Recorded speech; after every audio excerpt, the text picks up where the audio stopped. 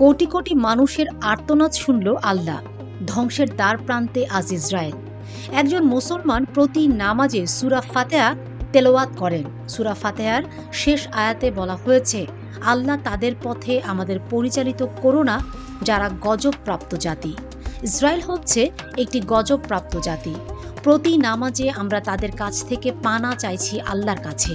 সেই ইসরায়েল যখন ফিলিস্তিনি নারী শিশুদের নিষ্ঠুর নির্দয়ভাবে হত্যা করেছে, তখন সারা পৃথিবীর মানুষসহ আলেম ওলামা মুসলমানরা সমস্বরে আল্লাহর কাছে বিচার দিয়েছে।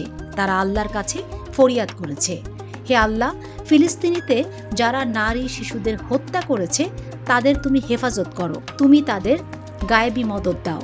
সেই কারণেই হঠাৎ করে ইসরায়েলে দাবানলের আগুনে লণ্ডভণ্ড হয়ে থমকে দাঁড়িয়েছে তাদের স্বাভাবিক জীবন।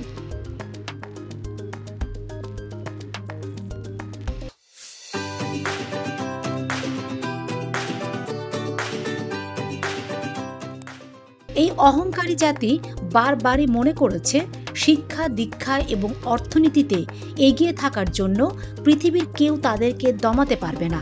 এমনও হয়েছে যে তারা সৃষ্টিকর্তাকেও মাঝে মাঝে চ্যালেঞ্জ করে বসেন। আল্লাহ তাআলা তাদের এবার সামান্য শিক্ষা দিয়েছে। এর মধ্য দিয়ে হয়তো ইসরায়েলকে সংশোধনের সুযোগ দিচ্ছে। অন্যায় এবং নিষ্ঠুরভাবে ফিলিস্তিনিদের উপর যে হামলা হয়েছে তার অভিশাপের জন্যই এখন ইসরায়েল পুড়ে যাচ্ছে। যে বুলডোজার, যে অস্ত্র দিয়ে ফিলিস্তিনিদের উপর হামলা করেছে সেগুলোই এখন আগুনে জ্বলছে। ইসরায়েলের এই পরিস্থিতিকে জাতীয় জরুরি অবস্থা ঘোষণা করেছেন দেশটির প্রতিরক্ষা মন্ত্রী ইসরায়েল কাটজ। ১ মে এক প্রতিবেদনে এই তথ্য জানিয়েছে সংবাদ মাধ্যম ফ্রান্স 24। প্রতিবেদনে বলা হয়েছে, গত কয়েক বছরের মধ্যে সবচেয়ে ভয়াবহ এই দাবানলের কারণে শত শত বেসামরিক মানুষ ঝুঁকির মধ্যে রয়েছেন বলে ইসরায়েলের ম্যাগন ডেভিড অ্যাডম উদ্ধার সংস্থা জানিয়েছে। এমন পরিস্থিতিতে অগ্নি নির্বাপকদের সহায়তার জন্য সেনা মোতায়েনেরও নির্দেশ দিয়েছে কাটজ।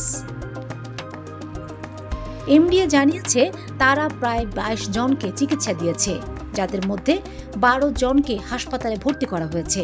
এদের বেশিরভাগই ধোঁয়ার কারণে শ্বাসকষ্টে ভুগছেন। তারা আরও জানিয়েছে যে সতর্কতার মাত্রা সর্বোচ্চ স্তরে উন্নতি করা হয়েছে।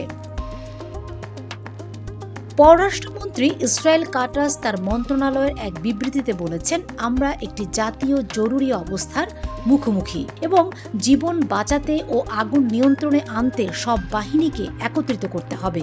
টাইমস অফ ইসরায়েল বলছে, ভয়াবহ তাপপ্রবাহ এবং তীব্র বাতাস থেকে দাবানলের সূত্রপাত হয়, যার ফলে আগুন নিয়ন্ত্রণে আনাও বেশ কঠিন হয়ে গেছে। প্রতিবেদনে বলা হয়েছে, আগুন নিয়ন্ত্রণে ও পর্যবেক্ষণে সহায়তা করার জন্য ইসরায়েলি বিমান বাহিনী এবং ইউনিট 669ও প্রস্তুত রয়েছে। উদ্ধার কর্মীরা ভারী ধোঁয়ায় আটকে পড়া যানবাহন থেকে ৯ জনকে উদ্ধার করেছেন। ঘটনাস্থলে ৩টি ব্যক্তিগত গাড়ি জ্বলছে বলে জানা গেছে। কর্তৃপক্ষ উল্লেখ করেছে, তীব্র বাতাসের কারণেই আগুন দ্রুত ছড়িয়ে পড়ছে।